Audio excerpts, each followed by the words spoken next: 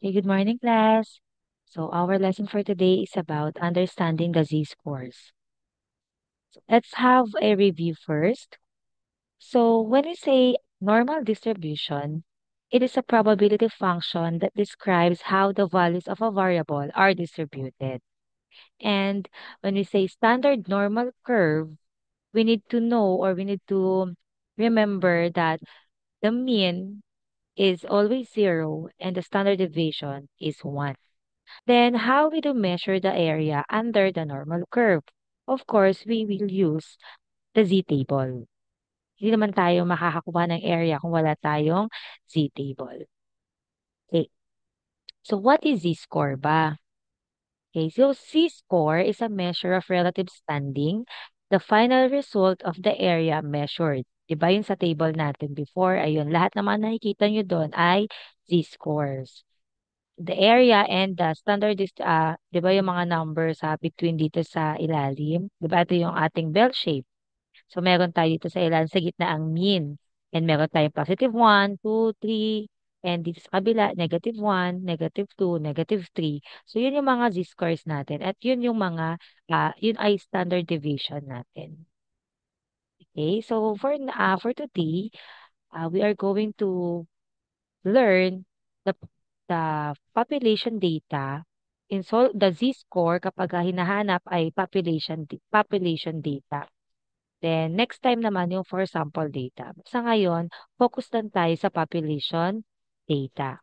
So ano ba ibig sabihin nito? So yung x natin ang given measurement and ang mu or mean, 'di ba? Ito 'yon, population mean. And this one is the small sigma or the lowercase sigma.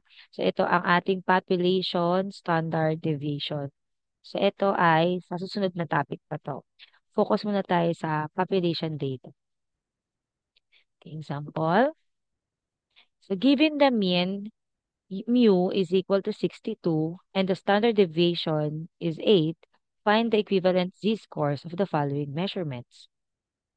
Okay, so ito yung hahanapin natin. Yung x natin if 70, 59, 54, or 80. So let's start with letter A. So given natin ay dito tayo magbe-base.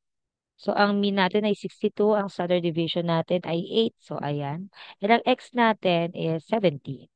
So balik tayo sa formula. Ang formula natin to find the population data is z is equal to x minus mu over standard deviation. So, ang x natin is 70. Substitute lang.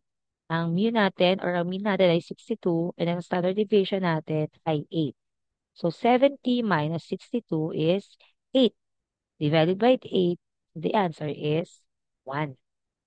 Okay, so ang equivalent natin ng value ng mu ang 62 and ang standard deviation ay 8 is z-score of 1. Okay, next. Letter B. So, ang given ulit from the problem, ang mean natin ay 62, standard deviation natin ay 8, and ang x natin ngayon is 59.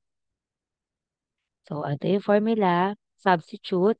So, z is equal to x is 59 minus 62 divided by 8. So, 59 minus 62 is negative 3 over 8. And then divide by negative 8. So, negative 3 divided 8 is negative 0.375. So, yan ang ating equivalent z-scores. Tag ang x natin ay 59. Okay, next. Same problem. Letter C na tayo. If x is 54 naman daw. So, given natin, ganun pa din. Ang mean natin ay 62. Ang standard deviation natin ay 8. And now, ang x natin is 54. So, balik sa formula. And then, substitute. So, 54 minus 62 divided by 8 na. So, 54 minus 62 is negative 8. Divide by positive 8, that's negative 1. And last, letter D, if your x naman is 80. Okay, so 80 minus 62 divided by 8, 18. Divide by 8, so that's 2.25.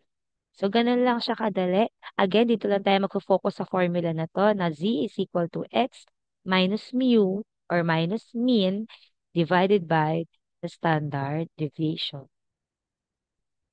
So, your turn. So, dahil asynchronous tayo ngayon, ang gagawin nyo ay you are going to solve on 1/2 crosswise. Okay? Given the mean of 65 and the standard deviation of 6, find the equivalent z-scores of the following measurements. So, ito, if x ay 50, if x ay 68, and if x is 83, and x is 49.